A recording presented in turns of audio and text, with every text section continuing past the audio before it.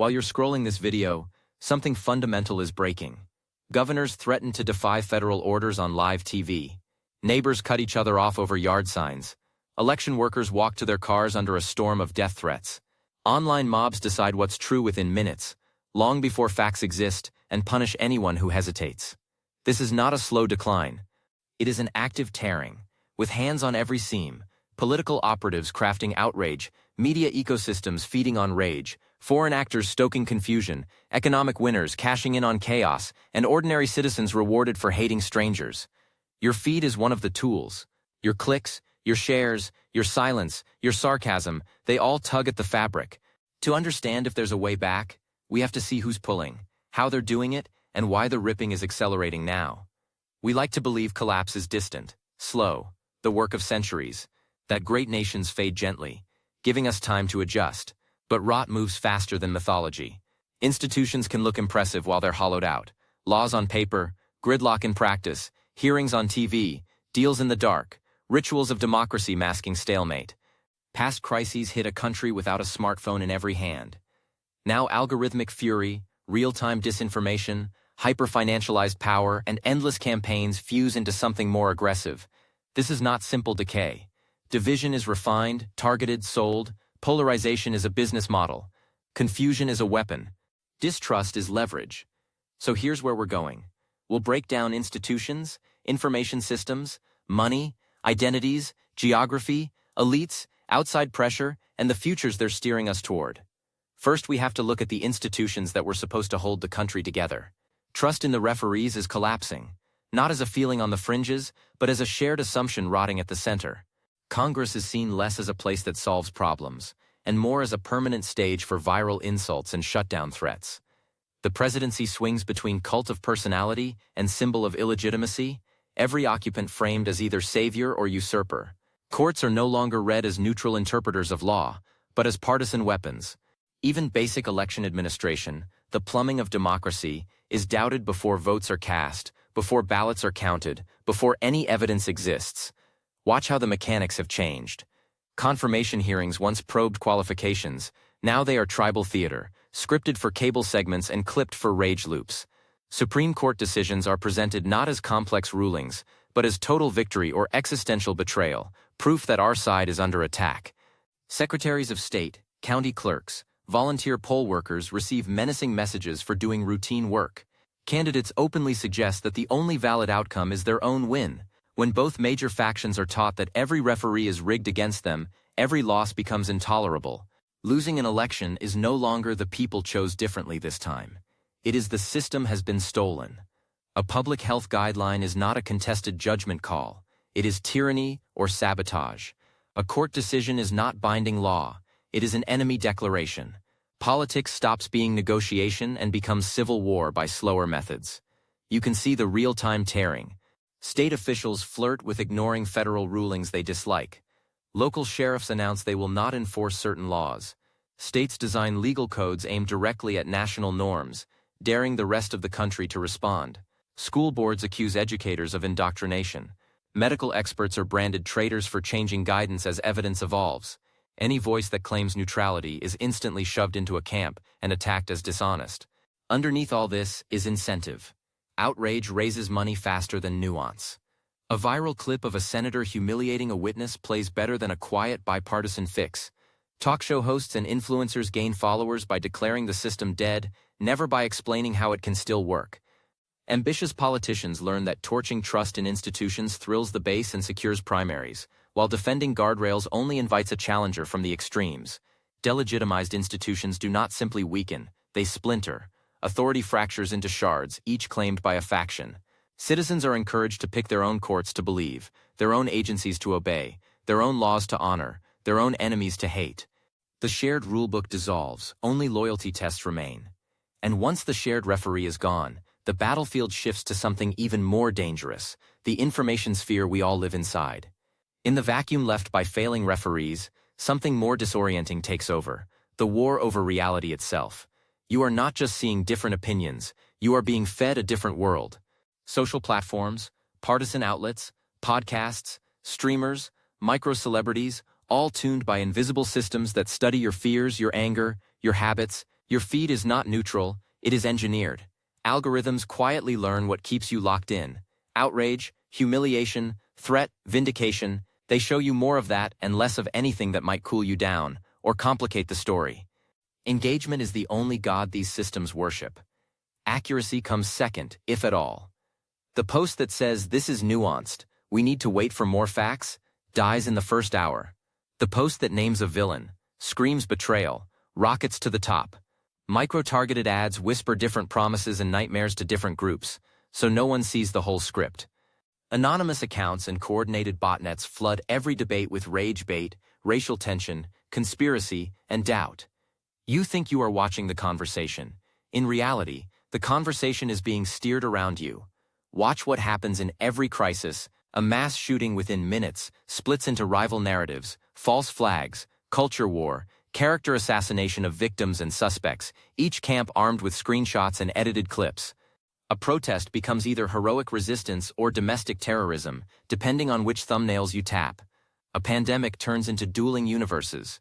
In one, experts are imperfect but necessary. In another, they are corrupt tyrants to be mocked and threatened. Elections become pre-scripted dramas where fraud is proven before polls open, and any result can be dismissed with a meme. Each storyline has its own heroes, villains, charts, and receipts, sealed off from challenge. This chaos is not random. Political campaigns exploit it to mobilize loyalists and poison opponents. Media companies weaponize it to hold your attention a little longer, to sell one more ad. Foreign intelligence services map our fractures and inject content designed to widen them. Grifters monetize clicks, merch, subscriptions, doomsday predictions. The more inflamed and fragmented the audience, the more valuable it becomes. Calming down is bad business. Complexity does not trend. The effect is brutal and intimate. Neighbors, coworker, people at the same table, scrolling different feeds, inhabit incompatible nations. One sees encroaching fascism, another sees communist takeover. One sees threats to democracy, another sees a regime already illegitimate. Compromise looks like treason against your constructed reality. Fact checks read like enemy propaganda. The shared floor of "this actually happened" crumbles. Instead of one argument about what we should do, we host several arguments about what is real, each sealed against intrusion. This is the tier made visible. Not just disagreement, but divergent universes that cannot be reconciled by evidence or shared authority. And fractured information is only one layer. Underneath it is a deeper tier. Who gets what? Who owns what? And who feels locked out of the future? On paper, everyone carries the same passport. In practice, they live in different countries that barely touch. In one America, portfolios swell with market gains, home values double, remote work offers flexibility, options, leverage. In the other, rent eats half a paycheck, wages lag behind prices, a single ER visit becomes a years-long sentence of medical debt, and missing 1 week of work can collapse an entire life. The same economic headlines land like a victory parade for some, and an insult for everyone else.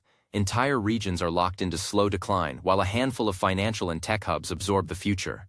A coastal zip code adds luxury towers and venture capital. A small town 2 states away loses its last factory, its pharmacy, its only maternity ward.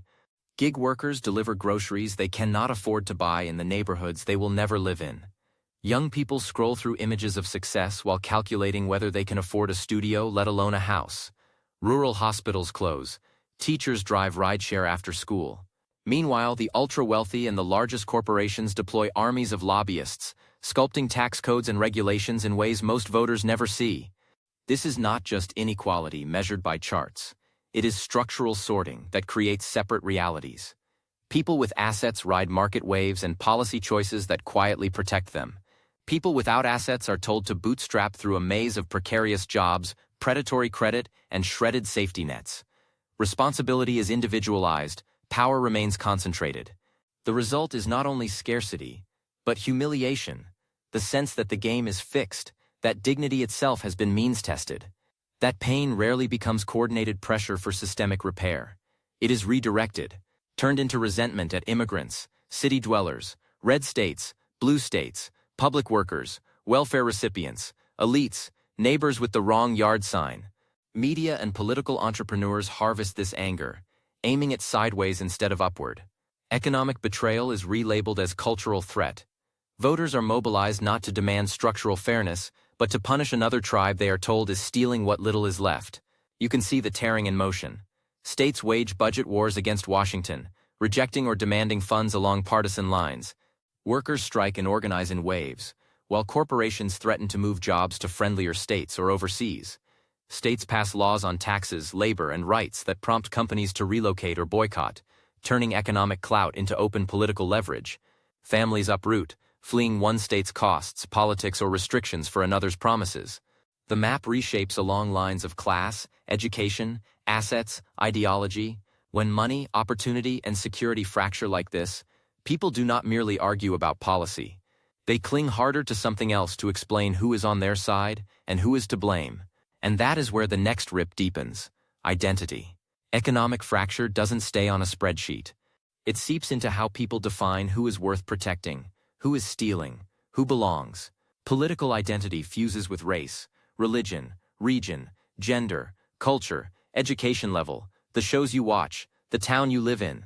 A party label is no longer just a stance on taxes or regulation, it is a total package of who you are, which God you serve or reject, which flag you fly, which bathrooms you defend, what you fear will be taken from you. The language shifts first. Opponents are no longer wrong. They are monsters, pedophiles, fascists, terrorists, traitors, invaders. The bar for accusation craters. Because the point is not proof, it is branding. Entire groups are reduced to memes and slurs. The other side is painted as a contamination of real America, or a gang of violent bigots blocking progress. Once a person is filed under evil, nothing they say requires listening, and nothing done to them demands restraint. Media ecosystems and algorithms pump oxygen into this fire.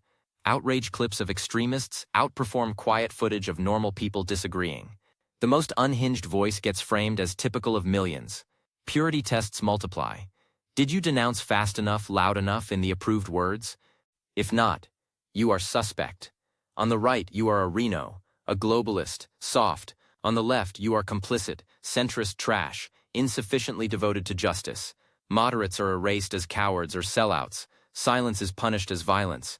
Nuance is punished as betrayal. Both camps are trained to see themselves as a besieged minority even when they hold power. That mindset is addictive. If we are always on the brink of extinction, then anything is justified to stop them. The incentives reinforce it. Politicians, commentators, activists gain followers by promising to crush, humiliate, or exile the enemy tribe. Bridge building gets you primaried. De-escalation tanks your engagement. Rage is a career path. Psychologically, this is a tipping point.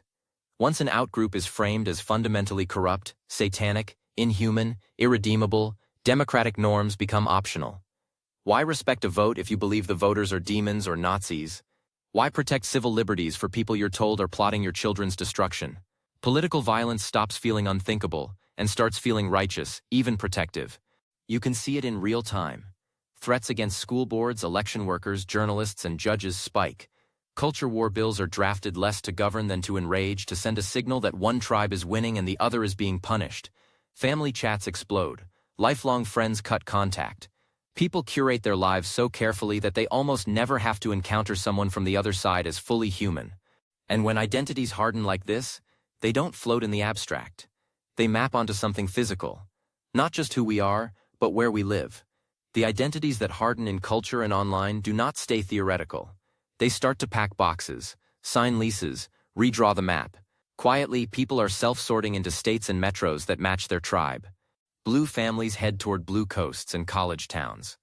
Red families move toward red suburbs and exurbs. Even businesses choose sides. Blue companies and red companies, blue brands and red brands, tailored to the sensibilities of their preferred customers and lawmakers. Your zip code becomes a proxy for your politics, your news sources, your sense of safety or threat. At the same time, state governments test how far they can go in defying the center. On guns, some states promise almost no restrictions and declare themselves Second Amendment sanctuaries, daring federal authorities to interfere. Others pursue stricter regulations and treat gun-friendly neighbors as sources of danger bleeding across borders. On abortion, some states rush to ban, others to protect, a patchwork so extreme that a medical procedure is a right on one side of a highway and a crime on the other. On immigration, climate policy, education standards, LGBTQ rights, voting rules, the distance between states expands into different legal universes. Local sheriffs and officials step into this vacuum, announcing which laws they will ignore. A federal order is treated as optional. A state statute is enforced selectively, depending on local politics. Cities declare themselves sanctuaries for one cause. Rural counties counter with sanctuaries for the opposite cause. What you can teach in a classroom, what care you can receive in a clinic, what books you can find in a library, which protests are tolerated, all depend less on being American and more on which jurisdiction claims you. Families are forced to think like constitutional lawyers. Parents in custody disputes calculate which state's laws could strip or secure their rights. Couples weigh whether crossing a border for medical care could expose them to prosecution back home. Corporations choose headquarters, not only for taxes, but for speech protections, labor rules, and whether future laws will turn their employees into targets. Universities and doctors navigate mutually hostile regulations, risking lawsuits no matter what they do. What emerges is a form of soft secession. One flag, one anthem, one currency, but multiple incompatible systems of rights and obligations. Overlapping sovereignties tug at the same citizens, teaching them that loyalty to state, region, or cause may matter more than any abstract national bond. The idea of a unified rulebook gives way to a marketplace of legal realities, where people shop for the version of America that affirms their tribe. This is tearing in practice, not just in rhetoric, not romantic lines on a Civil War map, but shifting, jagged boundaries of law, culture, and belonging that run through workplaces, highways, and homes. The fragmentation is managed enough to deny the word secession, but real enough to erode the sense that being American means the same thing everywhere. But regional defiance does not arise in a vacuum. Look at who benefits from keeping these fractures raw and widening. The fractures ripping through institutions, information, identity, and geography are not just tragic accidents. They are also revenue streams and power strategies. A whole class of actors has learned that a calmer, more trusting country is bad for business, bad for ratings, bad for turnout, bad for control. So the system quietly trains them to keep you on edge. Look at the mechanics. Politicians blast out perpetual crisis emails. Democracy is minutes from death. Send $20. The border is already lost. Send $50. Your children are under attack. Donate now. The message is never, we're working the problem. It is always, we are one step from ruin, unless you help destroy the enemy. Legislation is drafted not to pass and function, but to trigger viral outrage, to force the other side into a symbolic vote, to feed campaign ads. Media moguls and pundits understand this rhythm. Panels are booked to maximize conflict. The loudest, angriest voice becomes a regular. Nuance is edited out for time. An honest concession that the other side has a point dies on the cutting room floor. Entire business models depend on keeping viewers locked in a permanent adrenaline drip of cultural Armageddon. When the temperature drops, so do numbers. Tech platforms operationalize the same incentives at scale.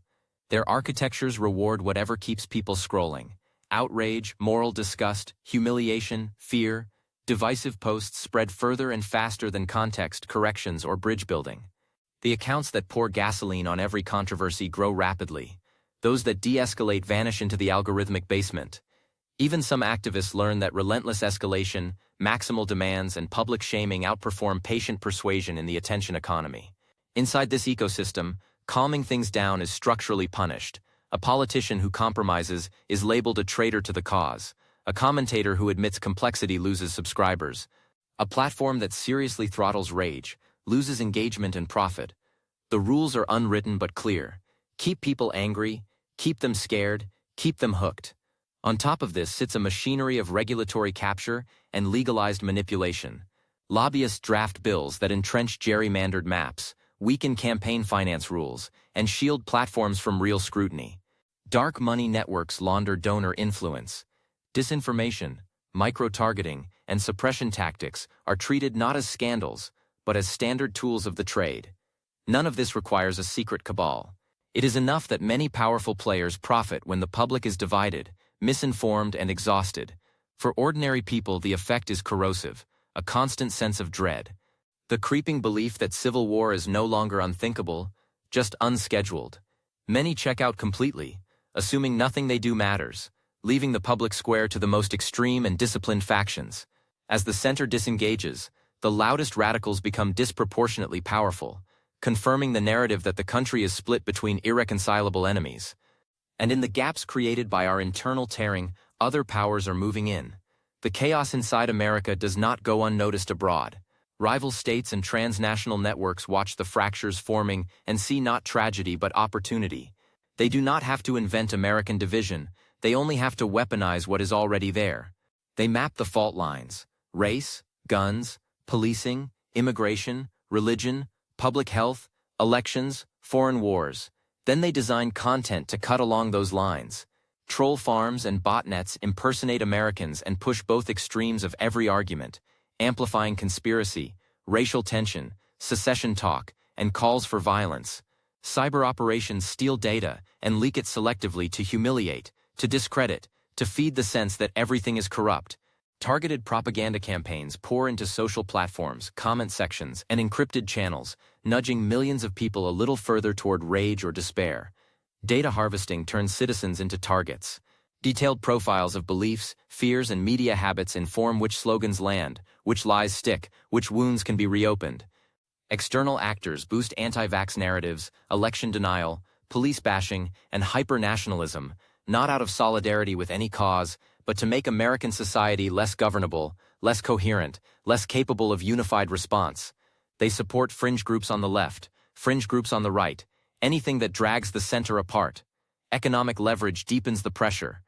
Dependencies on foreign-made components, critical minerals, pharmaceuticals, and infrastructure create points of quiet influence. Foreign ownership stakes in media, tech, real estate, ports, and farmland add channels to shape agendas or punish decisions. Global supply chains become both lifelines and choke points, reminding leaders that any serious confrontation will ricochet through their own fragile domestic politics. Even the information infrastructure that hosts our arguments is often beyond meaningful democratic control. Platforms with global footprints answer to shareholder value and regulatory regimes that may not prioritize American resilience. Recommendation engines designed in one capital can shape perceptions in another. The lines between domestic discourse and foreign manipulation blur until they are nearly impossible to separate. This is not a spy thriller subplot reserved for classified briefings. It is routine, documented, measurable. But acknowledging the full extent of it is inconvenient. It forces partisans to admit that some of the voices cheering them on are hostile powers. It complicates clean narratives that blame only domestic villains. So many leaders look away, or weaponize the accusation itself, claiming that any criticism of their side is foreign disinfo, while ignoring the interference that benefits them. The result is a multiplier effect. Internal actors are rewarded for division. External actors are rewarded for magnifying it. Each feeds the other. The cracks become fault lines, and those fault lines begin to look permanent. So if internal forces profit from tearing the country apart, and external forces are busy widening every gap, what does that mean for where this trajectory leads? Are we watching an inevitable slide toward rupture? Or is there still real agency left in what happens next? If nothing fundamental changes, the most likely path is a managed stalemate. The country stays formally united but practically split. Polarization deepens. States selectively ignore federal rules they loathe. Local officials nullify laws in pockets. There are sporadic bursts of political violence, intimidation, and extremist plots, but institutions stagger on. People adapt to a reality where rules change drastically from one county to the next. Feedback loops keep it stable and sick. Outrage media feeds identity tribes. Tribes elect hardliners. Hardliners sabotage trust. Foreign actors amplify it all. A second path is institutional crackup.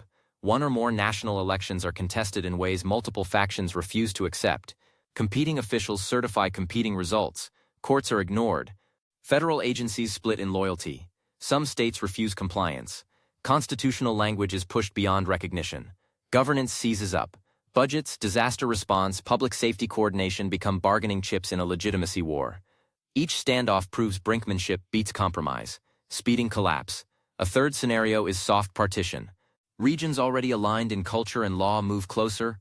Multi-state blocks harmonizing policies on guns, abortion, climate, education, corporate regulation. Leaders coordinate as mini unions within the union. Loyalties tilt more toward bloc than Washington. Travel, work, and family life grow more complicated across internal borders. The flag stays, the lived constitution diverges. Institutions, information flows, economic ties, and identity myths all reinforce several Americas linked by necessity, not shared nationhood. Then there is a harder, less glamorous path: renewal under pressure. recognition of how close things are to snapping forces real reforms, electoral rules are adjusted to blunt winner-take-all extremism, dark money and gerrymandering face constraints, platforms penalize provable disinformation and bot amplification, local journalism and civic infrastructure are rebuilt.